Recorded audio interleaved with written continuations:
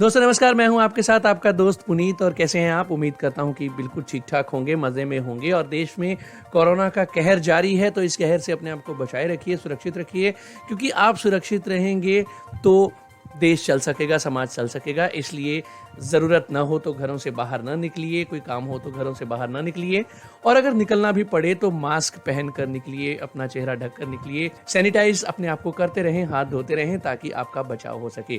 Comedy colours आप सुनते हैं रेडियो उड़ान पर, मेरे यानी पुनीत के साथ। और आज है शुक्रवार और मैं हो चुका हूं एक बार फिर से आपके लिए ये प्रोग्राम लेकर। और आप रेडियो उड़ान को अपना फीडबैक दे सकते हैं हमारी वेबसाइट www.radioudan.com पर, या हमारी mail@radioudan.com या radioudan@gmail.com पर भी आप अपना फीडबैक दे सकते हैं। हमारे यूट्यूब चैनल को सब्सक्राइब कीजिए, जहां से आप रेडियो उड़ान के प्रोग्राम से रिलेटेड लेटेस्ट अपडेट्स हासिल कर सकते हैं, और हमारे कम्युनिटी कलर्स जैसे प्राइम शोज को लाइव सुन सकते हैं। हमारा यूट्यूब चैनल www.youtube.com/radioudan, हमारा फेसबुक पेज लाइक कीजिए www.facebook.com/radioudan, और इसके साथ साथ हमारे व्हाट्सएप ग्रुप्स में जुड़कर भी आप अपने फीडबैक दे सकते हैं। बहरहाल आपके फीडबैक्स हमें समय समय पर मिलते भी रहते हैं, और उन्हीं फीडबैक्स और सजेशंस के मुताबिक हम अपने प्रोग्राम्स को और अपने इवेंट्स को तैयार किया करते हैं। हमें बहुत ज़्यादा खुशी होती है जब आप हमें अपने सजेशंस और फीडबैक्स देते हैं। और इसके साथ साथ हम आपको ये भी बता दें कि आप हमारे प्रोग्राम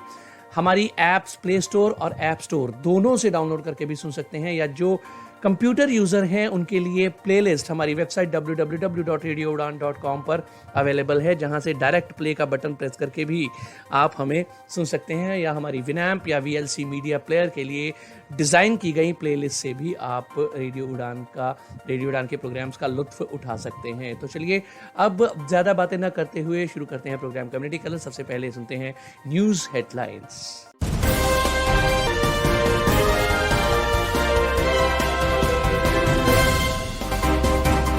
विमानन प्राधिकरण ने कहा है कि विकलांग यात्रियों को वे मानते हैं उच्च सुरक्षा जोखिम। पद्मश्री मिलने के अगले ही दिन हरियाणा के पहलवान ने राज्य द्वारा अनुचित व्यवहार को लेकर दिल्ली में शुरू कर दिया है विरोध प्रदर्शन। डेफलिम्पिक के स्वर्ण पदक विजेता पहलवान ने सरकार से मांगी है पैरा एथलीटों के लिए समान मान्यता। मेडिकल की सीटों के लिए अजीबोगरीब पात्रता मानदंड बढ़ा रहे हैं विकलांग डॉक्टरों की उलझने। विकलांग व्यक्तियों के लिए मद्रास उच्च न्यायालय में बनाए जा रहे हैं नए washrooms. Revolve air wheel chair को चुना गया है टाइम्स पत्रिका के सर्वश्रेष्ठ आविष्कार 2021 के रूप में। तमिलनाडु सरकार के आदेशों के बावजूद विकलांग जन मजबूर है बसों पर किराए का भुगतान करने के लिए। राष्ट्रीय बाल अधिकार संरक्षण आयोग की शिकायत करने के बाद NCERT ने हटाया ट्रांसजेंडर समावेशी स्कूल शिक्षा पर शिक्षा प्रशिक्षण मैनुअल को। न्यूज़ हेडलाइंस हो चुकी हैं, और अब आइए चलते हैं डिटेल्ड न्यूज़ बुलेटिन के साथ गौरी की ओर। रिवॉल्व एयर व्हील चेयर को चुना गया है टाइम्स पत्रिका के सर्वश्रेष्ठ आविष्कार 2021 के रूप में। दोस्तों, सक्रिय व्हील चेयर कई लोगों के जीवन का एक अनिवार्य हिस्सा है। रिवॉल्व एयर दुनिया का पहला ऐसा व्हील चेयर बनता है जो केबिन समान आकार के मानकों में फिट बैठता है। पहियों और फ्रेम दोनों को मोड़ने पर इससे 60% तक स्पेस की बचत की जा सकती है। फ्रेंड्स, स्थानांतरित करने और यात्रा करने की स्वतंत्रता एक ऐसी चीज है जिसे हम में से कई लोग टेकन फॉर ग्रांटेड लेते हैं। जिन लोगों को व्हील चेयर का उपयोग करना होता है, उनके लिए दैनिक आधार पर सामना करने वाली चुनौतियां वास्तविक हैं। उदाहरण के लिए, कुर्सी और पहियों का आकार, ट्रेनों, बसों और हवाई जहाजों पर चढ़ना एक बड़ी चुनौती बन सकता है, जिसके लिए लगातार दूसरों की मदद की आवश्यकता होती है। एक नया, सुरक्षित और मजबूत उत्पाद इन चिंताओं को इस तरह से संबोधित कर रहा है जो व्हील चेयर को अधिक कार्यात्मक बनाता है। रिवॉल्व एयर नए रूप में एक व्हील चेयर है, दुनिया का पहला ऐसा व्हील चेयर जिसे बिना किसी कठिनाई के हवाई जहाज में सामान के रूप में इस्तेमाल किया जा सकता है। रिवॉल्व एयर के संस्थापक और आविष्कारक एंड्रिया मैसोलिन कहते हैं कि रिवॉल्व एयर का लक्ष्य सभी सक्रिय व्हीलचेयर उपयोगकर्ताओं को पूरी तरह से नई स्वतंत्रता देना है। जो हर रोज यात्रा करते हैं उनके लिए ये यात्रा का अलग आयाम हो सकता है। इसका मतलब है कि उड़ान से कुछ घंटे पहले हवाई अड्डे पर व्हीलचेयर में जांच कराने की कोई आवश्यकता नहीं है, जिससे मूल्यवान और आवश्यक कुर्सी को नुकसान का खतरा भी कम हो सकता है। सामान की डिलीवरी के लिए अब और इंतजार नहीं करना पड़ेगा। रिवॉल्व एयर के मालिकों को छोटी कार चलाने या कोई भी उपलब्ध टैक्सी लेने की स्वतंत्रता भी मिलती है। इसके लिए एक बड़ी कार के डिक्की की आवश्यकता नहीं है। साथ ही अधिक स्वतंत्रता के लिए यात्रा में सहायता की कम आवश्यकता और वास्तव में जो मायने रखता है उसके लिए निवेश करने का समय है। ये एक वास्तविक सफलता है जो उन लोगों पर एक गहरा असर डाल सकती है जिन्हें व्हीलचेयर का उपयोग करने की आवश्यकता पड़ती है। दोस्तों, आइए सुनते हैं रिवॉल्व एयर की मुख्य विशेषताओं के बारे में। इसका 24 इंच का फोल्डेबल व्हील्स का एक अनोखा क्रांतिकारी डिजाइन बनाया गया है। एक केबिन में समा जाने जैसा आकार मानकों को फिट करने के लिए डिजाइन किया गया है, जो उल्लेखनीय है। ये एक सामान्य फोल्डेबल व्हीलचेयर के समान समय में फोल्ड होता है, लेकिन ये 60% तक अधिक जगह बचाता है।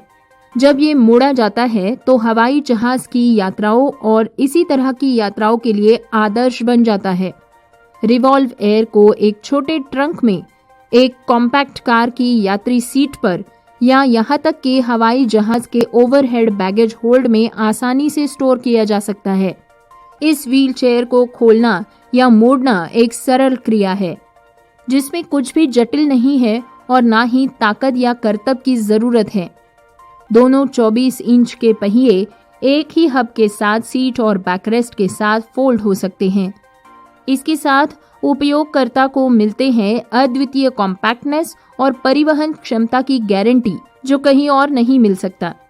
इसके विशेष फोल्डेबल व्हील नए व्हीलचेयर को पूर्ण आकार और संग्रहित होने पर आकर्षक रूप देते हैं। ये एक स्वतंत्र परियोजना के रूप में एंड्रिया मोसेलिन द्वारा 3 साल के विकास प्रयासों के बाद 9 फरवरी 2021 को अनावरित किया गया था।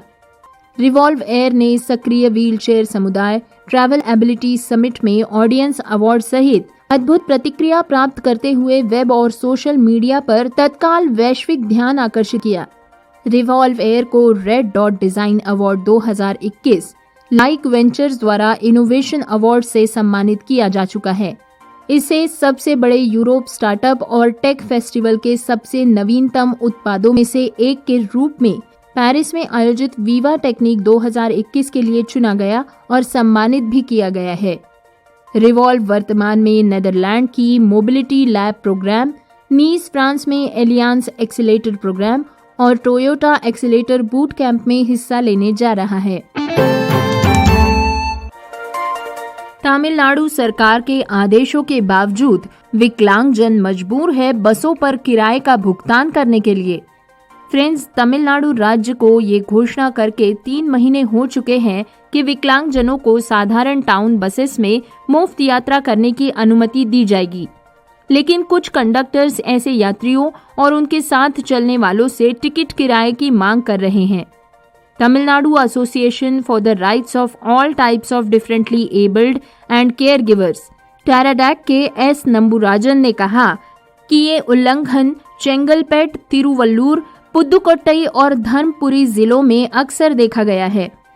जी तमिल सेल्वी, जो धर्मपुरी में नागराज एक विकलांग व्यक्ति हैं, उन्होंने बताया कि कंडक्टर ने उनसे किराए की मांग की, जबकि सरकार ने जून में यात्रा मानदंडों को बदल दिया था।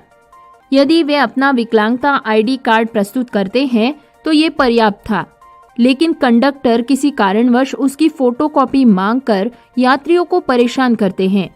ऐसा नहीं करने पर वे टिकट का किराया वसूल करते हैं। तमिलनाडु राज्य परिवहन निगम TNSTC के बस कंडक्टरों ने जवाब में कहा है कि उनके शाखा प्रबंधक इस बात का प्रूफ मांगते हैं कि विकलांग यात्री वास्तव में बस में यात्रा कर रहे थे। इसके अलावा हमें दी गई हैंडबुक में इस प्रक्रिया के बारे में कोई उल्लेख नहीं है।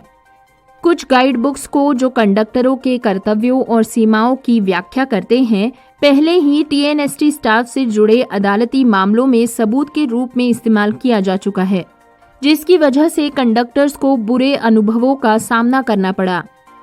नंबुराजन ने मुख्यमंत्री MK स्टालिन को लिखे पत्र में राज्य परिवहन विभाग से बस की विंडशील्ड पर स्टिकर चिपकाने का अनुरोध किया है, जिसमें कहा गया है कि विकलांग व्यक्तियों और उन्हें एस्कॉर्ट करने वालों के लिए यात्रा मुफ्त है। परिवहन विभाग के एक वरिष्ठ अधिकारी इस मामले को देखने के लिए तैयार हुए हैं।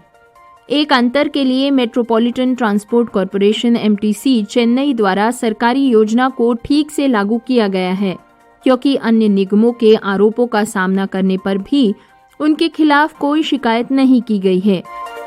नतीजतन चेन्नई में MTC बसेस का उपयोग करने वाले विकलांग यात्रियों की संख्या में 20% की वृद्धि हुई है। आधिकारिक आंकड़ों के अनुसार हर महीने में कम से कम 51,000 विकलांग यात्री लाभान्वित हो रहे हैं, लेकिन 3,300 MTC बसेस में से केवल एक में विकलांग यात्रियों को बोर्डिंग या बाहर निकलने में सहायता के लिए रैंप है। मद्रास उच्च न्यायालय ने निगम को ये सुनिश्चित करने के निर्देश दिए हैं कि खरीदी गई सभी नई बसेस में विकलांगों के लिए अनुकूलन मौजूद हो।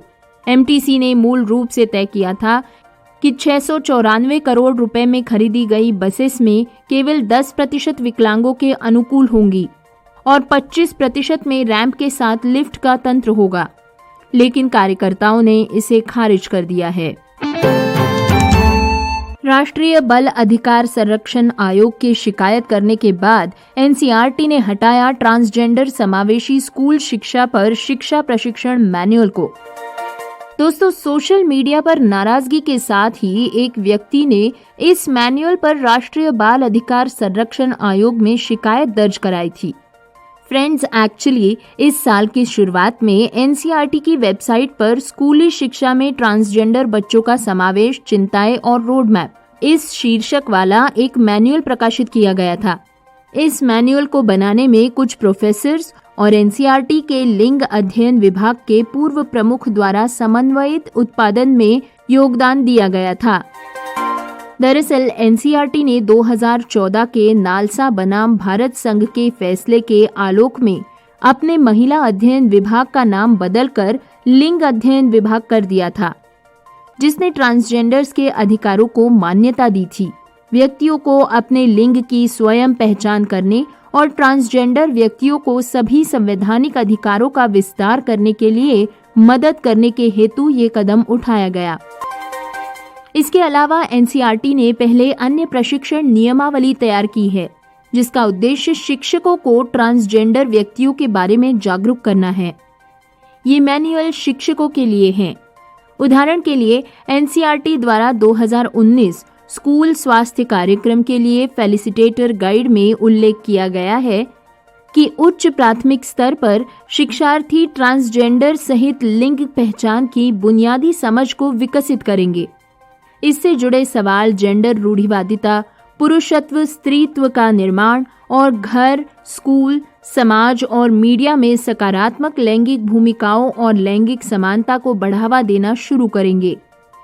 इसी तरह स्कूल नेतृत्व विकास पर प्रशिक्षण सामग्री में शिक्षण और सीखने की प्रक्रिया में लिंग आयामों की प्रासंगिकता पर एक मॉड्यूल बनाया गया, जिसमें उल्लेख किया गया है कि स्कूलों में महिलाओं और ट्रांसजेंडर व्यक्तियों के खिलाफ भेदभाव पर अंकुश लगाने की आवश्यकता है। इस विचाराधीन मैनुअल का मुख्य उद्देश्य है कि लैंगिक विविधता के पहलुओं के बारे में शिक्षकों और स्टूडेंट्स को संवेदनशील बनाना। मैनुअल के अवलोकन खंड में ये माना जाता है कि ट्रांसजेंडर बच्चों के लिए स्कूली शिक्षा तक पहुंच में सुधार के लिए शिक्षकों की संवेदनशीलता बढ़ाई जाए। इसका कारण है कि शिक्षक स्कूली बच्चों के साथ निरंतर जुड़ाव रखते हैं और पाठ्यक्रम और कक्षा के बीच एक सेतु का कार्य करते हैं। इसके अलावा मैनुअल ये भी मानता है कि शिक्षक स्वयं लिंग भूमिकाओं के बारे में सामाजिक धारणाओं को आंतरिक कर सकते हैं, जिससे वे अपनी कक्षाओं में ला सकते हैं, जो बदले में ट्रांसजेंडर, लिंग अनुरूपता और लिंग गैर बाइनरी छात्रों के साथ बातचीत करने के तरीके को प्रभावित कर सकते हैं। मैनुअल में ये भी उल्लेख है कि इसका उपयोग अन्य हितधारक माने स्कूल प्रशासन के सदस्य, पाठ्यचर्या विकासकर्ता, पाठ्यपुस्तक लेखक, माता-पिता और आम जनता भी कर सकेंगे। मैनुअल में बताया गया है कि भारतीय उपमहाद्वीप में ट्रांसजेंडर व्यक्तियों ने जाति पितृसत्ताक समाज से लड़ाई कैसे की है और खुद के लिए स्वीकृति का आनंद कैसे लिया है। लेकिन ब्रिटिश शासन के बाद उनकी सामाजिक स्थिति में गिरावट का नेतृत्व किया गया और उनकी पहचान को कलंकित किया गया। भाव माने इमोशंस, ये ट्रांसजेंडर व्यक्तियों की पहचान है। उनके सामने आने वाले मुद्दों के संबंध में कई महत्वपूर्ण शब्दों की ये व्याख्या करता है। मैनुअल के अनुसार 2020 में केंद्रीय माध्यमिक शिक्षा बोर्ड द्वारा आयोजित 10वीं और 12वीं कक्षा की परीक्षाओं के लिए क्रमशः 19 और 6 ट्रांसजेंडर छात्रों ने पंजीकरण किया था। हालांकि ये संख्या ट्रांसजेंडर छात्रों के मामले में बेहद कम है। स्कूलों में ट्रांसजेंडर छात्रों की संख्या कम बुद्धि या सीखने में रुचि की कमी का परिणाम नहीं है। फ्रेंड्स, ये मैनुअल स्कूलों में ट्रांसजेंडर व्यक्तियों के सामने आने वाली विभिन्न समस्याओं को उजागर करता है, जिसमें लिंग की वर्दी, बुनियादी ढांचे जैसे हिंसा और दुर्व्यवहार, समर्थन की कमी आदि से संबंधित मुद्दे शामिल है। दोस्तों, इम्पोर्टेंट बात तो ये है कि मैनुअल ट्रांसजेंडर्स व्यक्तियों की सामाजिक स्थिति में सुधार लाने के प्रयत्न में है। इसमें विभिन्न सरकारों, कॉर्पोरेट क्षेत्र, सामाजिक न्याय और अधिकारिता मंत्रालय, UNDP, स्कूलों और NCERT द्वारा किए गए उपाय भी बताए गए हैं। अंत में मैनुअल न केवल ट्रांसजेंडर व्यक्तियों के लिए स्कूली शिक्षा की पहुंच में सुधार के लिए ठोस कदमों का उल्लेख करता है, बल्कि अधिक समग्र शिक्षा के लिए स्कूल पाठ्यक्रम में बदलाव का भी सुझाव देता है। ये मैनुअल ट्रांसजेंडर व्यक्तियों के योगदान को उजागर करके समाप्त होता है। इसमें छात्रों को रोल मॉडल के रूप में पेश किया गया है। इनमें सामुदायिक शोधकर्ता सांता खुराई, इंजीनियर और उद्यमी grace Bano, body builder ion Pasha जैसे अन्य लोग शामिल हैं। फ्रेंड्स, ये मैनुअल प्रकाशित होने के बाद फर्स्ट पोस्ट नामक मीडिया आउटलेट ने इस रिपोर्ट को प्रकाशित किया। इस रिपोर्ट पर प्रकाश डालते हुए फर्स्ट पोस्ट ने एक ट्वीट द्वारा उपयोगकर्ताओं से अपनी प्रतिक्रिया मांगी। हालांकि कई अन्य उपयोगकर्ताओं ने भी मैनुअल की सराहना की है, लेकिन इसे ज्यादातर कड़ी प्रतिक्रिया मिली है। फर्स्ट पोस्ट की रिपोर्ट लिखने वाले पत्रकार चिंतन गिरीश मोदी कहते हैं कि हम एक ऐसी दुनिया में रहते हैं जहां लोग पहचानों, अनुभवों और दृष्टिकोणों से खतरा महसूस करते हैं जिन्हें वे नहीं समझ सकते। समझने की कोशिश करने के बजाय वे उस चीज को रोकने की कोशिश करते हैं जिससे वे निपट नहीं सकते, और ये हिंसा के रूप में प्रकट होता है। ऐसी ही कुछ कश्मकश भारत और पूरी दुनिया की ट्रांसजेंडर कम्युनिटी को भुगतनी पड़ रही है। उनको ये लगता है कि मैनुअल से नाराज ट्विटर उपयोगकर्ताओं ने उस प्रशिक्षण सामग्री की गलत व्याख्या की हो सकती है। ट्विटर पर आ रही कड़ी प्रतिक्रियाओं के बाद NCERT ने इस मैनुअल को हटाने का फैसला कर लिया, लेकिन अब NCERT द्वारा कर्नाटक और पश्चिम बंगाल सहित कई राज्यों में राज्यकर्ता राज्य सरकार के अधिकारियों से संपर्क कर रहे हैं ताकि राष्ट्रीय अधिकारियों को मैनुअल के लिए वे अपना समर्थन दे सके। इसके अलावा क्वियर और ट्रांस पहचान वाले बच्चों के माता-पिता मैनुअल के समर्थन में NCPR और NCERT को लिख रहे हैं। एक क्वियर बच्चे की माता नीलाक्षी रॉय ने एक change.org याचिका शुरू की है, जिसमें NCERT से मैनुअल को बनाए रखने का अनुरोध किया गया है। याचिका में कहा गया है कि यदि बच्चे और स्कूली शिक्षक ट्रांसजेंडर्स को समान नजरों से नहीं देख सकते हैं, तो वे कौन हैं? क्यों हमारे ट्रांसजेंडर व्यक्ति अनादर, धमकियां और गोपनीयता की कमी से जूझ रहे हैं, जबकि वे आम लोगों के समान ही हैं? ट्रांसजेंडर्स का अनादर करने वाले लोग समान रूप से गलत होते हैं और वास्तव में सर्वोच्च न्यायालय की अवमानना कर रहे होते हैं। प्रत्येक नागरिक और संस्थानों, विशेष रूप से स्कूलों का ये कर्तव्य है कि वे देश के कानून को बनाए रखें और उपयुक्त सुधारों का समर्थन करें। दोस्तों, लेकिन अब सवाल ये है कि क्या NCERT और NCPR के समेत अन्य लोगों को सुना जाएगा? ये तो केवल समय ही बता सकता है। दोस्तों, अब बारी है एक खास रिपोर्ट की। ये रिपोर्ट है व्हील द वर्ल्ड नामक एक ग्रुप के बारे में, जो विकलांग लोगों को किसी भी अन्य व्यक्ति की तरह दुनिया का अनुभव कराने में मदद करता है। व्हील द वर्ल्ड एक सामाजिक उद्यम यानी कि एक सोशल एंटरप्राइज है, जिसका उद्देश्य दुनिया को सुलभ बनाना है। उनका मानना है कि विकलांग लोगों को किसी और की तरह ही दुनिया का अनुभव कराना चाहिए। दुनिया भर में यात्रा करने वाले विकलांग लोगों की वृद्धि को देखते हुए सरकारें, ट्रैवल कंपनियां और पर्यटन पेशेवर सभी सुलभ यात्रा आंदोलन में शामिल हो रहे हैं। व्हील द वर्ल्ड लोगों को दुनिया के सबसे आश्चर्यजनक जगहों तक पहुंचाने के साथ आवास, पर्यटन और बहुदिवसीय यात्राओं के सहित सुलभ यात्रा अनुभवों को खोजने में और बुक करने में मदद करता है। व्हील द वर्ल्ड के सह संस्थापक और सीईओ अल्वारो सिल्बरस्टीन हमेशा पेंटागोनिया के टॉरेस डेल पेन में जाने का सपना देखते थे, लेकिन एक दुर्घटना में उनकी छाती से नीचे लकवा मार गया और ये ट्रिप उन्हें असंभव लगने लगा। टॉरेस डेल पेन एक जगह है जो सुलभ नहीं है। एक दिन अल्वारो और उनके दोस्त कैमिलियो ने एक ऐसी ही यात्रा करने का विचार किया। उन्होंने महसूस किया कि किसी भी व्हीलचेयर उपयोगकर्ता ने इस यात्रा को पहले नहीं किया था, लेकिन एक विशेष लंबी पैदल यात्रा व्हीलचेयर और आवास की परिवहन की पहुंच के बारे में सही जानकारी के साथ ये संभव था। अल्वारो, कैमिलो और दोस्तों की एक टीम ने टॉरेस डेल पेन में डब्ल्यू सर्किट पूरा किया। ये कहानी वायरल हो गई और सैकड़ों विकलांग लोग उसी यात्रा पर जाने की इच्छा करने लगे। इसीलिए कैमिलो और अल्वारो ने दूसरों के लिए इस यात्रा को आयोजित करना शुरू कर दिया। उन्होंने अपनी यात्रा से जानकारी और उपकरणों का उपयोग करके दूसरों को बिना सीमा के अन्वेषण करने के लिए प्रोत्साहित किया। 50 से अधिक लोगों को और उनके साथियों को पेंटागोनिया का पता लगाने में मदद करते हुए उन्होंने पाया कि दुनिया भर के गंतव्यों में सुलभ यात्रा सेवाओं के बारे में जानकारी की कमी है। इसीलिए उन्होंने विश्व को सुलभ बनाने के उद्देश्य से व्हील द वर्ल्ड एक बेनिफिट कॉर्प की सहस्थापना की। व्हील द वर्ल्ड एक ऑनलाइन प्लेटफॉर्म govheeltheworld.com का निर्माण कर रहा है, जो ठहरने के स्थानों, करने के लिए चीजों और बहुदिवसीय पर्यटन सहित सुलभ यात्रा का अनुभव प्रदान करता है। ये प्लेटफॉर्म के माध्यम से 3 चरणों में यात्रा की बुकिंग करते हैं। बुकिंग के समय विकलांग यात्रियों को सटीक जानकारी और आत्मविश्वास दिया जाता है।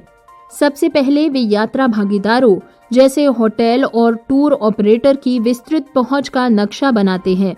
इसके बाद वे भागीदारों को एक सुलभ सेवा बनाने के बारे में सलाह देते हैं। अंत में वे प्रासंगिक जानकारी को अपने सिस्टम में व्यवस्थित करते हैं, जिसे यात्रियों को एक सुलभ अनुभव के रूप में पेश किया जाता है। लेकिन शुरू में व्हील द वर्ल्ड को भी चुनौतियों का सामना करना पड़ा। पहली चुनौती सूचना की कमी थी। जब सब कुछ पेंटागोनिया में पहली यात्रा के साथ शुरू हुआ तो उनके पास अपने सवालों के जवाब नहीं थे। इसके अलावा जानकारी ढूंढना भी मुश्किल था। दूसरी चुनौती इंफ्रास्ट्रक्चर की थी। यही कारण है कि व्हील द वर्ल्ड टीम गंतव्यों का दौरा करती है, सुलभ परिवहन और आवास की तलाश और परीक्षण करती है, ताकि ये सुनिश्चित हो सके कि हर विकलांग व्यक्ति अपने इच्छित अनुभव का आनंद ले। और अब अपनी तकनीक के माध्यम से व्हील द वर्ल्ड पूरी दुनिया को कवर करने के लिए सभी एक्सेसिबिलिटी सूचनाओं को मैप करने के लिए सिस्टम विकसित कर रहा है। इनकी तीसरी मुश्किल थी पैसा मैनेज करना। व्हील द वर्ल्ड की समर्पित टीम आवास और पर्यटन की पहुंच के बारे में विस्तृत डेटा एकत्रित करती है। उदाहरण के लिए दरवाजे की चौड़ाई, शावर का प्रकार, परिवहन का प्रकार इत्यादि ऐसी जानकारी जो पर्यटन उद्योग में किसी अन्य खिलाड़ी के पास नहीं है। ये जानकारी विकलांग यात्रियों के लिए जानना महत्वपूर्ण है। लक्ष्य यात्रा उद्योग में पहुंच की जानकारी का सबसे बड़ा डेटाबेस बनाना है और वे अपने सिस्टम और 40,000 से भी अधिक लोगों के अपने समुदाय के क्राउडसोर्सिंग के माध्यम से ऐसा कर रहे हैं। वे एक उपयोगकर्ता का अनुभव भी बना रहे हैं जो लोगों को govheeltheworld.com के माध्यम से दी जाने वाली सेवाओं की पहुंच को समझने की अनुमति देने पर पूरी तरह केंद्रित होगा। ये विकलांगों के बारे में ज्ञान के साथ अनुभवी ग्राहक सहायता द्वारा पूरक है। ये उत्पाद विकलांग लोगों के लिए पहुंच पर 100% केंद्रित है। फ्रेंड्स, साल 2018 के बाद से 1002 यात्रियों ने इस प्लेटफॉर्म के माध्यम से एक्सेसिबिलिटी की जरूरत के लिए यात्राएं बुक की हैं। उन्होंने न्यूयॉर्क से माचू पिचू तक की जगहों की यात्रा की है। आज व्हील द वर्ल्ड 100 से भी अधिक गंतव्यों में यात्रा के अनुभव प्रदान करता है। अपने निरंतर प्रयासों के साथ व्हील द वर्ल्ड का लक्ष्य दुनिया में भव्य स्थलों के आसपास हर किसी की जरूरतों और चाहतों के अनुरूप बेहतरीन अनुभव देना है। डिटेल्ड न्यूज बुलेटिन अभी जारी है, लेकिन वक्त एक छोटे से ब्रेक का है। ब्रेक के बाद वापस आते हैं और लौट कर आऊंगा। डिटेल्ड न्यूज बुलेटिन कंटिन्यू रहेगा, तो सुनते रहिए प्रोग्राम कम्युनिटी कलर्स सिर्फ रेडियो उड़ान पर।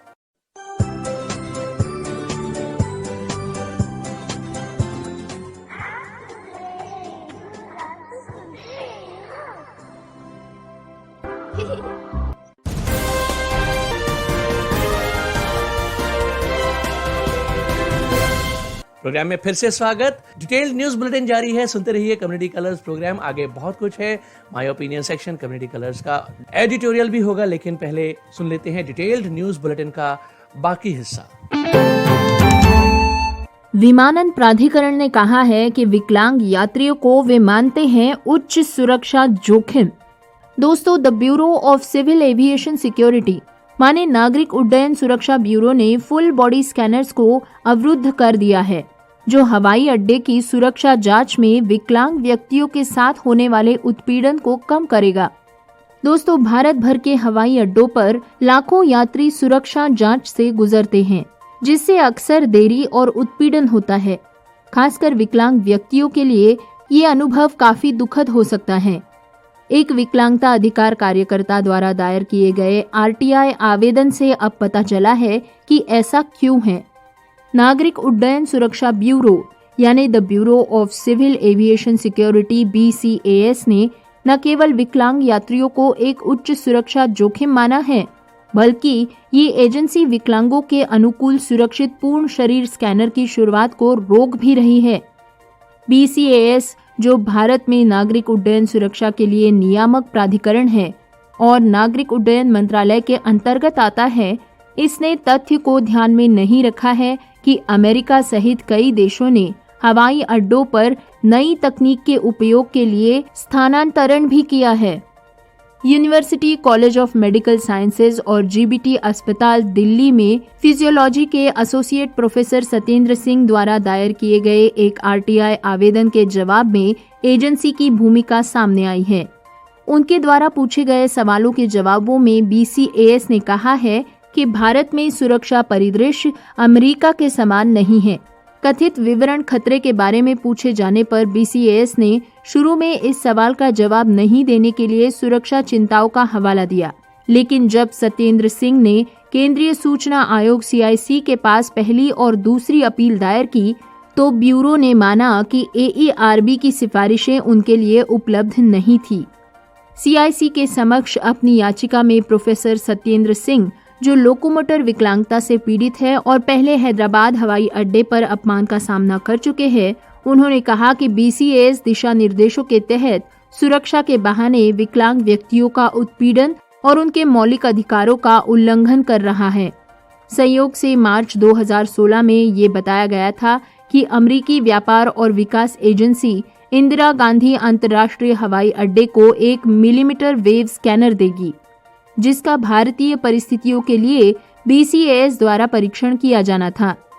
आमतौर पर उन्हें बॉडी स्कैनर कहा जाता है। ऐसे स्कैनर के उपयोग से पैट डाउन चेक से बचकर औसत तलाशी के समय में कटौती की जा सकती है। बढ़ते यात्री यातायात को देखते हुए उन्हें वर्तमान स्कैनर के लिए एक आदर्श प्रतिस्थापन के रूप में देखा गया है। ये मशीन शरीर से तरंगों को उछालती है। मिलीमीटर वेव स्कैनर सेलफोन की तुलना में हजारों गुना कम एनर्जी उत्सर्जित करता है। जब कोई हथियार या अन्य खतरे नहीं होते हैं तो स्क्रीन हरी हो जाती है और ओके दिखाती है। फ्रेंड्स, ये मिलीमीटर तरंग मशीनें अब दुनिया भर में प्रमुख स्कैनिंग उपकरण के रूप में उभर रही हैं। इन सकारात्मक विशेषताओं के बावजूद भारत इस तकनीक को पेश करने में धीमा क्यों हो रहा है? ये चीज BCAS प्रतिक्रिया द्वारा समझाई गई है। चूंकि प्रोफेसर सत्येंद्र सिंह को फरवरी 2014 में उत्पीड़न का सामना करना पड़ा था, इसीलिए उन्होंने BCAS, नागरिक उड्डयन मंत्रालय और विकलांग व्यक्तियों के मुख्य आयुक्त के पास शिकायत दर्ज कराई। इसके बाद उन्होंने 21 अक्टूबर 2014 को एक आरटीआई आवेदन दायर किया और इसके बाद 12 नवंबर और 22 दिसंबर 2014 को पहली और दूसरी अपील की। उन्होंने कहा, मैं भारत हवाई अड्डों पर विकलांग यात्रियों की गरिमापूर्ण स्क्रीनिंग की लंबी लड़ाई लड़ रहा हूं। आवेदन दाखिल करने के पीछे के कारण के बारे में उन्होंने कहा कि मानवीय गरिमा एक संवैधानिक मूल्य और एक संवैधानिक लक्ष्य है। BCAS विकलांग लोगों को अपमानित कर रहा है, हालांकि हम सुझाव देकर उनकी मदद करने को तैयार हैं। इसीलिए मैं मिलीमीटर वेव टेक्नोलॉजी की हिमायत कर रहा हूं। दोस्तों, स्पाइस जेट से जुड़े एक मामले में हाल ही में एक ऐतिहासिक फैसला सुप्रीम कोर्ट ने सुनाया है। इसमें स्पष्ट रूप से कहा गया है कि गैर विकलांग लोग विकलांग लोगों को नहीं समझ सकते। गैर विकलांग लोग जो नहीं समझते हैं वो ये है कि विकलांग लोगों के भी कुछ अधिकार होते हैं, कुछ आशाएं और आकांक्षाएं होती है, जैसे कि हर किसी की हो सकती है। ऐसे यात्रियों को उच्च सुरक्षा जोखिम बताते हुए दस्तावेज में कहा गया कि स्क्रीनिंग को पूरी तरह से सूचित किया जाना चाहिए। ऐसे यात्रियों के माध्यम से हथियार, विस्फोटक और अन्य खतरनाक सामग्री ले जाने की संभावना सामान्य यात्री से अधिक होती है। इसीलिए इन यात्रियों को सावधानी से जांचने की आवश्यकता है।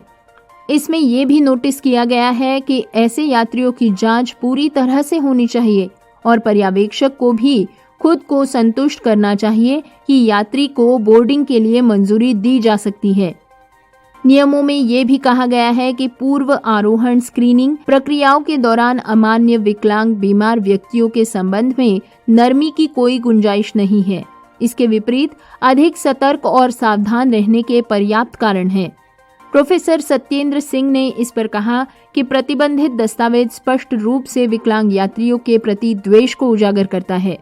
इस तरह भेदभाव को समाप्त करने के लिए नई टेक्निक के उपयोग की आवश्यकता है।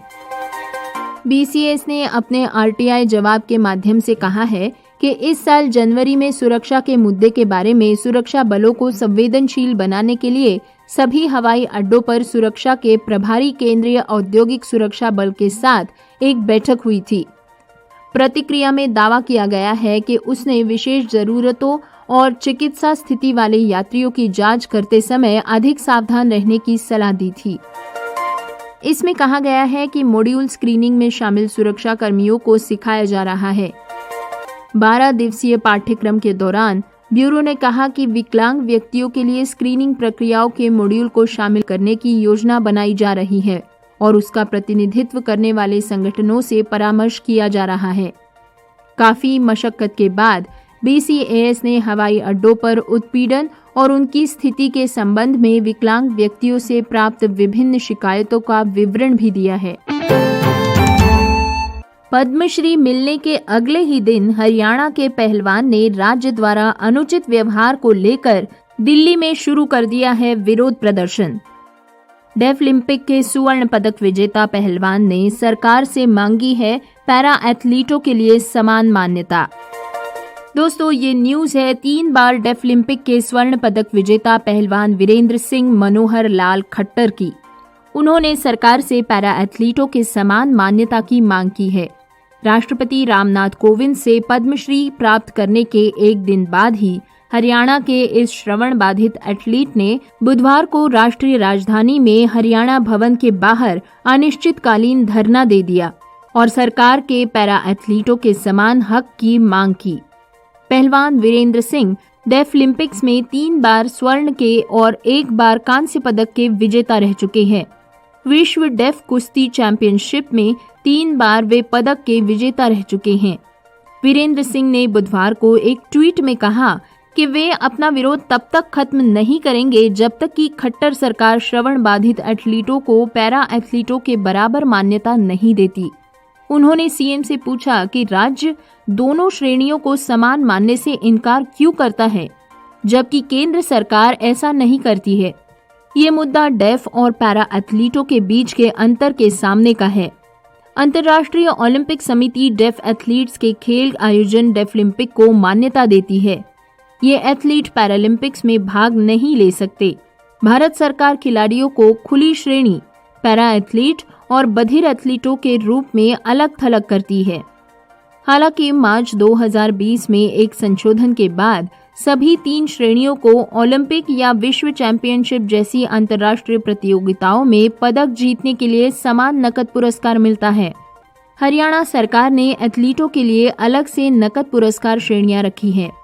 वीरेंद्र सिंह के चचेरे भाई रामबीर, जो विरोध के दौरान वीरेंद्र के पास बैठे हैं, वे बताते हैं कि एथलीटों को 2017 के डेफलिम्पिक्स में स्वर्ण पदक के बाद 1.2 करोड़ रुपए का नगद पुरस्कार मिला।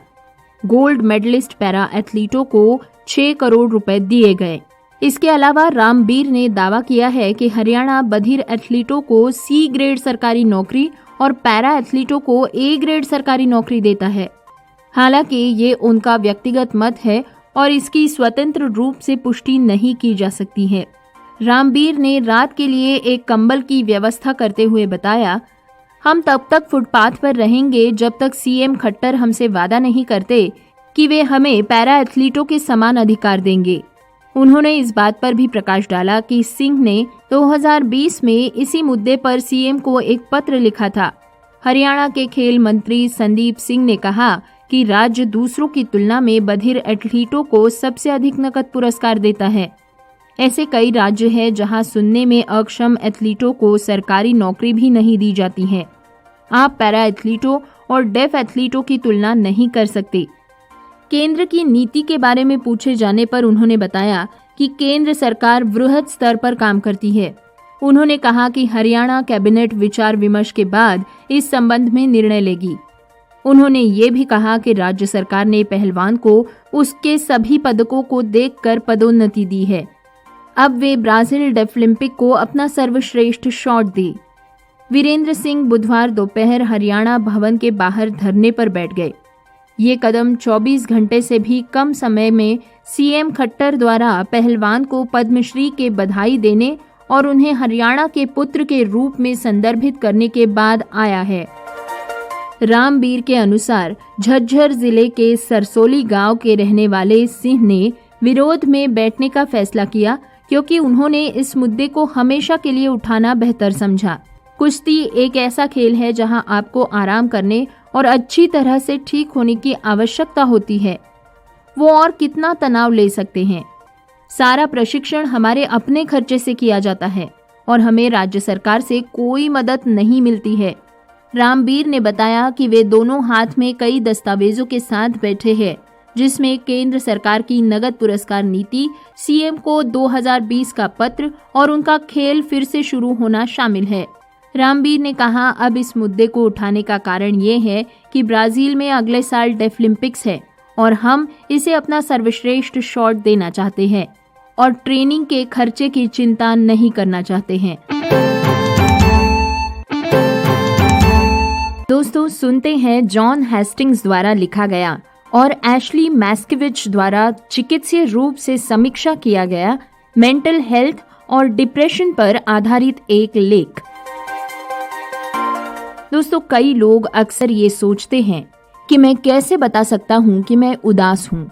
एक्चुअली ये जानना मुश्किल हो सकता है कि आप उदास महसूस करने से लेकर एक प्रमुख अवसादग्रस्तता विकार में कैसे चले गए। यहाँ से आपको अवसाद यानी डिप्रेशन के बारे में पता होना चाहिए। दोस्तों, इस लेख में हम ऐसी बातें करेंगे जिससे आपको अवसाद यानी डिप्रेशन के बारे में अधिक जानकारी मिल सकेगी। किसी भी समय पर आप उदास महसूस कर सकते हैं, लेकिन अवसाद में यानी डिप्रेशन में प्रमुख अवसादग्रस्तता विकार कुछ अलग होता है। ये एक असहनीय अवस्था हो सकती है जो रिश्तों में जहर घोल सकती है और खुशी के मौकों में खुशी छीन सकती है। ये आपके व्यवहार को इतना बदल सकती है कि आप अपने दोस्तों से दूर रहें और सोते रहें या उन चीजों में रुचि लेते रहें जो आपको ही खुशी देती है। लो या घटिया महसूस करना एक न्यू नॉर्मल बन सकता है। ये जानना महत्वपूर्ण है कि अवसाद यानी डिप्रेशन के लक्षणों को कैसे पहचाना जाए ताकि आप बेहतर महसूस करने के लिए आवश्यक सहायता और उपचार प्राप्त कर सके। इस आर्टिकल में जॉन हेस्टिंग्स ने बताया है कि कैसे आप अपने मूड डिसऑर्डर से निपट सकते हैं, जो हल्के से लेकर गंभीर तक हो सकता है, और इनमें विभिन्न जोखिम कारक और ट्रिगर भी हो सकते हैं। डिप्रेशन केवल एक स्थिति नहीं है, बल्कि ये निदान के योग्य एक मानसिक स्वास्थ्य स्थिति का घटक है। आइए जानते हैं डिप्रेशन आखिर क्या है। National institute of mental health NIMH के अनुसार मोटे तौर पर 2017 में 18 वयस्कों में से एक प्रमुख डिप्रेशन के केस थे। शोध बताते हैं कि पुरुषों की तुलना में महिलाओं में डिप्रेशन का अनुभव होने की संभावना 1.7 गुना ज्यादा होती है। NIMH के अनुसार डिप्रेशन की पहचान करने के लिए आपको आमतौर पर कम से कम 2 सप्ताह के लिए अधिकांश दिनों में लक्षणों की जांच करनी होती है। ध्यान दें कि डिप्रेशन से ग्रसित व्यक्ति इन सभी या इनमें से अधिकांश लक्षणों का अनुभव करता है।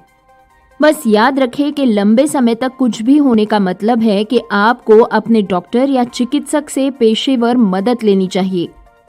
आइए जानते हैं डिप्रेशन के कुछ कॉमन लक्षण। लगातार उदासी, चिंतित रहना, खाली मूड या निराशावाद, चिड़चिड़ापन की भावना, अपराध का बोध, मूल्यहीनता या लाचारी की भावना, शौक या एक्टिविटीज में रुचि या आनंद की हानि, ऊर्जा में कमी या थकान, अधिक धीरे चलना या धीरे धीरे बोलना, बेचैनी महसूस करना, स्थिर बैठने में परेशानी होना, ध्यान केंद्रित करने, याद रखने और निर्णय लेने में कठिनाई होना, सोने में कठिनाई, सुबह जल्दी उठना या अधिक देर तक सोना, भूख और वजन में परिवर्तन, मृत्यु या आत्महत्या के प्रयास। दोस्तों, ये सभी मानसिक अवसाद के लक्षण हैं। इनके साथ साथ इनमें भ्रम और मति भ्रम भी शामिल हो सकते हैं। इसके अलावा सीजनल अफेक्टिव डिसऑर्डर यानी डिप्रेशन के लक्षण जो कुछ खास मौसमों में दिखते हैं। ज्यादातर सर्दियों में लोगों को बिना किसी स्पष्ट शारीरिक कारण के दर्द महसूस होता है। सिर दर्द, ऐंठन या पाचन से संबंधित समस्याएं भी होती हैं। ये इलाज करने से कम नहीं होती। बाइपोलर डिसऑर्डर एक मानसिक स्वास्थ्य स्थिति है जिसमें मूड चरम पर होता है, जिसमें डिप्रेशन के एपिसोड के साथ साथ हाइपोमेनिया के रूप में भी जाने वाला मूड शामिल है। फ्रेंड्स, लक्षणों को जानने से आपको जल्दी इलाज करने में मदद मिल सकती है, लेकिन ये जानना भी महत्वपूर्ण है कि अवसाद कई रूपों में आता है, जिनमें से ये सामान्य प्रकार भी शामिल है। जैसे कि डिप्रेशन के लक्षण 2 सप्ताह या उससे अधिक समय तक मौजूद रहते हैं, तो आपको लगातार अवसादग्रस्तता विकार यानी कंटिन्यूअस डिप्रेशन हो सकता है। इसके लक्षण 2 साल या उससे भी अधिक समय तक रहते हैं। लेकिन आपको पता कैसे चलेगा कि आपको या किसी प्रियजन को डिप्रेशन का खतरा है? NIMH के अनुसार एक आनुवांशिक लिंक प्रतीत होता है। हृदय रोग, कैंसर या पार्किंसन रोग जैसे गंभीर बीमारी का होना एक उच्च जोखिम के साथ जुड़ा हुआ है। एक प्रमुख जीवन आघात अवसाद को ट्रिगर कर सकता है। तलाक, दुर्व्यवहार या हमला, नौकरी छूट जाना या किसी प्रियजन की मृत्यु, ये सभी डिप्रेशन का कारण बन सकते हैं। रोग नियंत्रण और रोकथाम केंद्रों के अनुसार शराब या नशीली दवाओं का उपयोग एक उच्च जोखिम के साथ जुड़ा हुआ है। मादक द्रव्यों के सेवन की समस्या वाले 5 में से 1 व्यक्ति को डिप्रेशन है। हालांकि किसी को भी कभी भी डिप्रेशन हो सकता है और ये उम्र, लिंग या सामाजिक आर्थिक स्थिति की परवाह किए बिना लोगों को प्रभावित कर सकता है। दोस्तों, इस लेख में जॉन हेस्टिंग्स बताते हैं कि अवसाद के पीछे का विज्ञान क्या होता है। अवसाद के कुछ पहलू शोधकर्ताओं के लिए रहस्य बने हुए हैं। डिप्रेशन की स्थिति को सेरोटोनिन नामक एक न्यूरोट्रांसमीटर के निम्न स्तर द्वारा चिन्हित किया गया है। कई एंटी डिप्रेसेंट दवाएं मस्तिष्क में अधिक सेरोटोनिन को सक्रिय रखने में मदद करने के लिए डिजाइन की गई हैं। ऐसा लगता है कि ये मूड को स्थिर या सामान्य करता है। हालांकि दवाओं को काम करना शुरू करने में कुछ सप्ताह लग सकते हैं। सामान्य तौर पर सिलेक्टिव सेरोटोनिन रीअपटेक इनहिबिटर्स या SSRI, इनमें फ्लूओक्सीटिन, सेरास्टोलिन और पैराऑक्सीटिन जैसी दवाइयां शामिल है। हल्के डिप्रेशन की तुलना में मध्यम से गंभीर अवसाद के लिए ये अधिक प्रभावी हो सकती है। NIMH सुझाव देता है कि स्थिति के लिए एक उच्च जोखिम एक पीढ़ी से दूसरी पीढ़ी तक पारित किया जा सकता है। डिप्रेशन डेवलप करने में मस्तिष्क का आकार भी एक भूमिका निभा सकता है।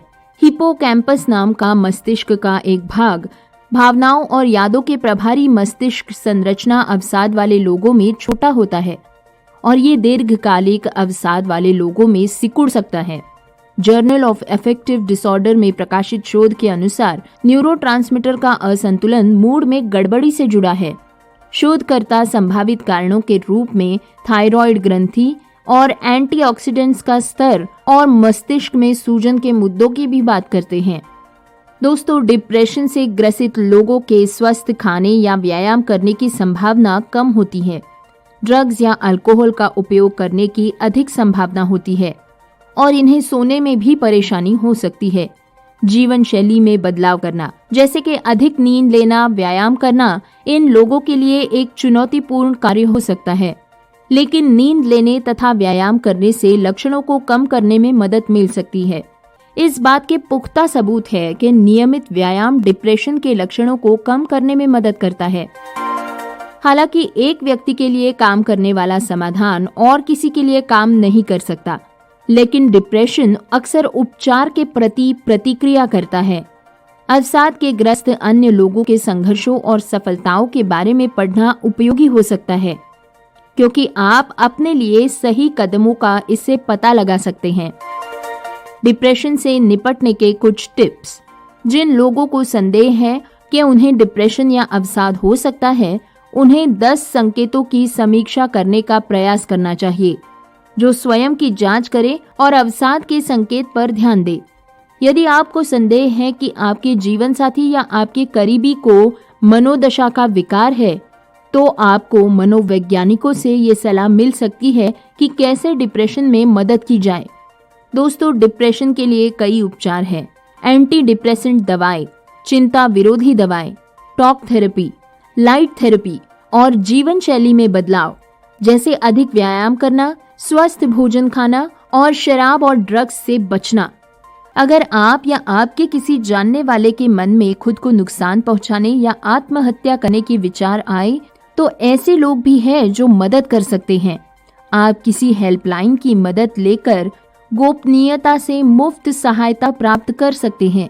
हेल्पलाइंस आपको संकट की स्थिति में सहायता के लिए पेशेवर मदद प्रदान कर सकती हैं। मेडिकल की सीटों के लिए अजीबोगरीब पात्रता मानदंड बढ़ा रहे हैं विकलांग डॉक्टरों की उलझनें। यदि आप दोनों पैरों का उपयोग नहीं कर सकते हैं, तो आप ENT, यूरोलॉजी और डेंटल सर्जन के पद के लिए अपात्र है। लेकिन यदि आपकी विकलांगता दोनों हाथों को प्रभावित करती है, तो आप पात्र है। दोनों पैरों वाले प्रभावित लोगों को इन सर्जिकल विशेषताओं से क्यों रोक दिया गया है, जबकि दोनों हाथों वाले लोगों को प्रभावित होने की इजाजत है? फ्रेंड्स, विकलांग डॉक्टरों के लिए पदों की अजीब पहचान तब सामने आई है जब संगठन doctors with disability agents of change ने राष्ट्रीय महत्व के संस्थानों का मुद्दा उठाया, जिसमें भर्ती के लिए सभी एम्स विज्ञापन पदों सहित व्यक्तियों के लिए नवीनतम चिन्हित पदों को शामिल नहीं किया गया है। हालांकि सामाजिक न्याय और अधिकारिता मंत्रालय की 1 जनवरी की अधिसूचना ने 2013 में पिछली अधिसूचना की तुलना में विकलांग लोगों के लिए 593 अधिक पदों की पहचान की है, लेकिन DWOC ने खासकर चिकित्सा क्षेत्र में पदों की पहचान करने की अवधारणा को चुनौती दी है। एक DWOC सदस्य शरद फिलिप ने समझाया कि विकलांग डॉक्टरों के लिए पदों की पहचान लोगों को उनकी कार्यात्मक क्षमता को देखने के बजाय OAOLBL, एक हाथ, एक पैर और दोनों पैर जैसे शारीरिक अंगों के अनुसार वर्गीकृत किया जाना जारी है। अन्य विषयों में स्नातकोत्तर के विपरीत चिकित्सा में ये अध्ययन के साथ सक्रिय कर्तव्य को जोड़ती है। कोई फर्क नहीं पड़ता कि उनकी विकलांगता क्या है। अगर उनके पास किसी विशेषता में स्नातकोत्तर डिग्री है, तो इसका मतलब है कि वे उस नौकरी को करने में सक्षम है जिसके लिए उन्होंने विशेषज्ञता माने स्पेशलिटी हासिल की है। हालांकि ऐसे कई विशेषज्ञ नौकरी नहीं कर पा रहे हैं क्योंकि उनके स्पेशलिटी के विषय में पदों की पहचान उनके जैसी विशिष्ट अक्षमता वाले व्यक्तियों के लिए खुली नहीं की गई है। जनवरी की अधिसूचना में यूरोलॉजी और ENT 2 surgical speciality OA, BL और OL, एक हाथ, दोनों हाथ और एक पैर के पदों की पहचान की गई है, लेकिन दोनों पैर प्रभावित करने वाले किसी व्यक्ति के लिए ये ओपन नहीं है। यूरोलॉजिकल सर्जरी में सुपर स्पेशलिटी माने उच्चतम विशेषज्ञता वाले एक सर्जन हैं जिनके दोनों पैर प्रभावित है और जो एक व्हीलचेयर का उपयोग करके सर्जरी करते हैं। हालांकि वे BL होने के कारण किसी भी पद के लिए अपात्र होंगे। इसी तरह मनोरोग के मामले में दृष्टि विकलांगता वाले व्यक्तियों को बाहर रखा गया है। हालांकि डॉक्टर फिलिप, जिनकी रेटिनाइटिस पिगमेंटोसा के कारण कम दृष्टि है, उन्होंने भारत में मानसिक स्वास्थ्य से जुड़े प्रमुख संस्थान निमहंस बेंगलोर में मनोचिकित्सा में स्नातकोत्तर पूरा किया है। सरकार की अधिसूचना के अनुसार वो मनोरोग में किसी भी संकाय पद के लिए पात्र नहीं होंगे। फ्रेंड्स, प्रत्येक पद के सामने आवश्यक गतिविधियों को भी सूचीबद्ध किया गया है। इनमें S सिटिंग यानी बैठना, ST खड़े होना स्टैंडिंग, KC माने नीलिंग एंड क्राउचिंग घुटने टेकना और झुकना, MF यानी मैनिपुलेशन विद फिंगर्स उंगलियों से हेरफेर, SE देखना और C कम्युनिकेशन माने संचार शामिल है।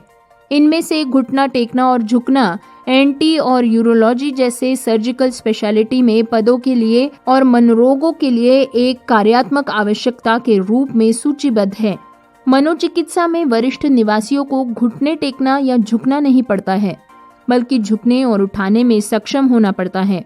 इन बेतुकी शर्तों की ओर इशारा करते हुए DWDAOC के पत्र को उचित कार्रवाई के लिए सामाजिक न्याय और अधिकारिता मंत्रालय को भेज दिया गया है। विकलांग व्यक्तियों के लिए मद्रास उच्च न्यायालय में बनाए जा रहे हैं नए वॉशरूम्स। फ्रेंड्स, विकलांग व्यक्तियों को जल्द ही मद्रास उच्च न्यायालय के 129 साल पुराने हेरिटेज भवन की पहली और दूसरी मंजिल पर शौचालय की सुविधा मिल सकेगी, क्योंकि अब स्टैंड अलोन शौचालय ब्लॉक की 2 और मंजिलों का निर्माण चल रहा है। दोस्तों, अभी तक इस बिल्डिंग में वॉशरूम्स केवल ग्राउंड फ्लोर पर ही उपलब्ध थे, लेकिन अब पहली और दूसरी मंजिल पर भी इस 1 शताब्दी पुरानी इमारत में वॉशरूम के लिए निर्माण कार्य चल रहा है। फ्रेंड्स, मद्रास उच्च न्यायालय में अभी तक वॉशरूम की सुविधा सिर्फ ग्राउंड फ्लोर पर उपलब्ध थी। ऊपरी मंजिलों पर लोगों को या तो नीचे आना पड़ता था या एनेक्सी बिल्डिंग में शौचालय के लिए लंबी दूरी तय करनी पड़ती थी। इससे विकलांग लोगों को काफी परेशानी का सामना करना पड़ रहा था। अदालत के एक वरिष्ठ अधिकारी की सुने तो करीब 2 दशक पहले पहली मंजिल पर शौचालय की सुविधा उपलब्ध थी। हालांकि वो शौचालय ब्लॉक जीर्ण शीर्ण अवस्था में था और इसके पुनर्निर्माण का कार्य केवल ग्राउंड फ्लोर तक ही सीमित कर दिया गया था। इसके बाद जब विकलांग लोगों के अनुकूल शौचालयों की अनुपस्थिति के संबंध में शिकायतें सामने आईं, तो वॉशरूम ब्लॉक को तदनुसार संशोधित किया गया और ग्राउंड फ्लोर पर हाथ की रेलिंग और स्लाइडिंग दरवाजों जैसी सुविधाएं भी प्रदान की गई। अब वॉशरूम ब्लॉक में 2 और मंजिलें जोड़ने का फैसला किया गया है, ताकि हेरिटेज बिल्डिंग की पहली और दूसरी मंजिल से भी वॉशरूम तक पहुंचा जा सके। एक अधिकारी ने बताया कि इसके लिए धन आवंटित किया जा चुका है और निर्माण लगभग पूरा होने को है। तो डिटेल न्यूज़ बुलेटिन में आपने अब तक की जो इस वीक की खास खबरें सुनी और उम्मीद करते हैं कि आपको नई अपडेट्स ज़रूर मिली होंगी। और हम हमेशा कहते हैं कि आप भी अगर कोई अपडेट हम तक पहुंचाना चाहते हैं तो mail@radioudan.com या radioudan@gmail.com पर भी आप हमें न्यूज़ भेज सकते हैं और हमारी कोशिश होगी कि उस न्यूज़ को वेरीफाई करके इस प्रोग्राम में हम शामिल करें। तो बहरहाल डिटेल न्यूज़ बुलेटिन के बाद वक्त एक ब्रेक के बाद वापस आएंगे। ब्रेक के उस पार होगा सेक्शन आर ओपिनियन या हमारी राय दानिश महाजन के साथ। तो सुनते रहिए program community colours only on radio Udaan, a flight of life. My name is Deepak Malik और मैं अभी इंडियन ब्लाइंड क्रिकेट टीम में खेल रहा हूँ।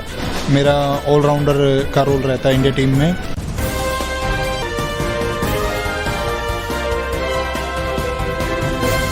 ब्रेक के बाद मैं फिर से आपके साथ हूँ, आपका दोस्त पुनीत। और चलिए अब बढ़ते हैं माय ओपिनियन सेक्शन की ओर। पेश कर रहे हैं दानिश महाजन। या दोस्तों नमस्कार, कम्युनिटी कलर की सेगमेंट अवर ओपिनियन में आपका स्वागत। मैं दानिश महाजन। अगर आपके पास कोई डिसेबिलिटी से रिलेटेड न्यूज़ है तो danish.mahajan88@gmail.com पर शेयर करना ना भूलें। हम कोशिश करेंगे कि उसे शो में शामिल किया जाए। दोस्तों, मैंने अपने पिछले प्रोग्रामों में जिक्र किया था एनसीपीडीपी ने एक वाइट पेपर निकाला है, new education policy and disability inclusive education के ऊपर। उस वाइट पेपर में मोटा मोटा एक जो एनालिसिस किया है, जो मुझे समझ आया है, उसका ज़्यादातर जो फोकस है वो है कि कोविड का जो ऑनगोइंग ह्यूमैनिटेरियन क्राइसिस चल रहा है उसने एजुकेशन को बहुत बुरे तरीके से प्रभावित किया है। इसमें कहा गया है कि इंडिया में लगभग 15,51,000 स्कूल है, जिसमें 25 करोड़ के आसपास बच्चे पढ़ते हैं, जिसमें डिसेबल्ड की संख्या जो है वो है लगभग 21 लाख। पिछले सालों को कंपेयर करते हुए ये बताया गया है कि बच्चे तेजी से स्कूल छोड़ रहे हैं। पहले जो बच्चे पढ़ते थे उनकी जो 13-14 की बात है तो 1.1% बच्चे, टोटल जितने बच्चे एनरोल होते थे उसका 1.1% वो स्कूलों में पर्सन्स विद डिसेबिलिटी की एनरोलमेंट रहती थी। अब वो घट के 0.9 रह गई है, 0.9, और ये कोविड में 0.9 रह गई है। और सबसे चौंकाने वाली बात है कि पहले सिर्फ 7 कैटेगरीज होती थी डिसेबिलिटी की, अब 21 है। तो उसके बाद जो एनरोलमेंट रेशो बढ़नी चाहिए थी वो ड्रास्टिकली कम हो गई है। तो ये एक इसमें रिकमेंडेशन दी गई है कि जो बच्चे स्कूल नहीं आ रहे उनको ट्रैक किया जाए, क्यों नहीं आ रहे, उनको दोबारा स्कूल में लाया जाए। अगर ऐसा नहीं किया गया तो बड़े नंबर में जो पर्सन्स विद डिसेबिलिटीज हैं वो एजुकेशन से वंचित रहेंगे, जो कतई कम्युनिटी के लिए और उनके फ्यूचर के लिए अच्छा नहीं है। इसमें गवर्नमेंट, जो एजुकेशन इंस्टीट्यूट्स हैं, हर बार की तरह ऑर्गेनाइजेशंस और पेरेंट्स का बड़ा रोल है कि उनको ये मोटिवेट किया जाए कि भाई अपने बच्चों को स्कूल से ड्रॉप आउट ना करने दे। तो वैसे भी कहा जा रहा है कि एक बड़ी मात्रा में नॉन डिसेबल्ड बच्चे भी ड्रॉप आउट हो रहे हैं।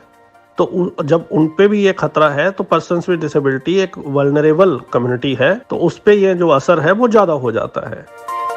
तो अगर आप भी अपने आसपास किसी डिसेबल्ड को जानते हैं जो ड्रॉप आउट हो रहे हैं तो उनको मोटिवेट कीजिए, क्योंकि कोई स्कूल बंद हो रहे हैं, हमने देखा है ना वाराणसी में, और कई जगह पे कुछ ट्रस्ट जो स्कूल रन करते थे उन्होंने बंद कर दिए। तब वो बच्चे कहाँ हैं, क्या दोबारा से उनकी एनरोलमेंट हुई है किसी इंस्टीट्यूट में, जब वो घर बैठ गए हैं? मल्टीपल फैक्टर है, फंडिंग के ना आने से जो इंस्टीट्यूट्स बंद हो रहे हैं, तो उसके ऊपर हमें मॉनिटरिंग की ज़रूरत है, तेज़ी से काम करने की ज़रूरत है। क्योंकि मैं हमेशा कहता हूँ एजुकेशन और एक्सेसिबिलिटी दो ऐसी चीज़ें हैं जिनके साथ किसी तरह का कोई कंप्रोमाइज़ नहीं किया जाना चाहिए और नहीं किया जा सकता है।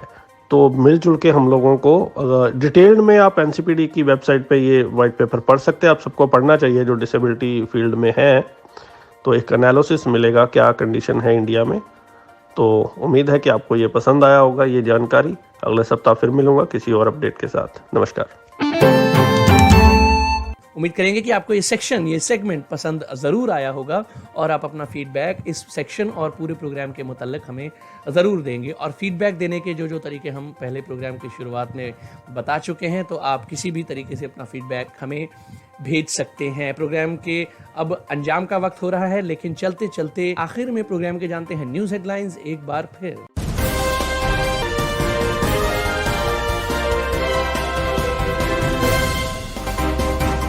विमानन प्राधिकरण ने कहा है कि विकलांग यात्रियों को वे मानते हैं उच्च सुरक्षा जोखिम। पद्मश्री मिलने के अगले ही दिन हरियाणा के पहलवान ने राज्य द्वारा अनुचित व्यवहार को लेकर दिल्ली में शुरू कर दिया है विरोध प्रदर्शन। डेफलिम्पिक के स्वर्ण पदक विजेता पहलवान ने सरकार से मांगी है पैरा एथलीटों के लिए समान मान्यता। मेडिकल की सीटों के लिए अजीबोगरीब पात्रता मानदंड बढ़ा रहे हैं विकलांग डॉक्टरों की उलझने। विकलांग व्यक्तियों के लिए मद्रास उच्च न्यायालय में बनाए जा रहे हैं नए washrooms. Revolve air wheel chair को चुना गया है टाइम्स पत्रिका के सर्वश्रेष्ठ आविष्कार 2021 के रूप में। तमिलनाडु सरकार के आदेशों के बावजूद विकलांग जन मजबूर है बसों पर किराए का भुगतान करने के लिए। राष्ट्रीय बाल अधिकार संरक्षण आयोग की शिकायत करने के बाद एनसीईआरटी ने हटाया ट्रांसजेंडर समावेशी स्कूल शिक्षा पर शिक्षा प्रशिक्षण मैनुअल को। तो इसी के साथ मुझे यानी पुनीत को आज का प्रोग्राम खत्म करने की दीजिए इजाजत। Bye bye, good night, Shaba खैर, जय हिंद, जय भारत।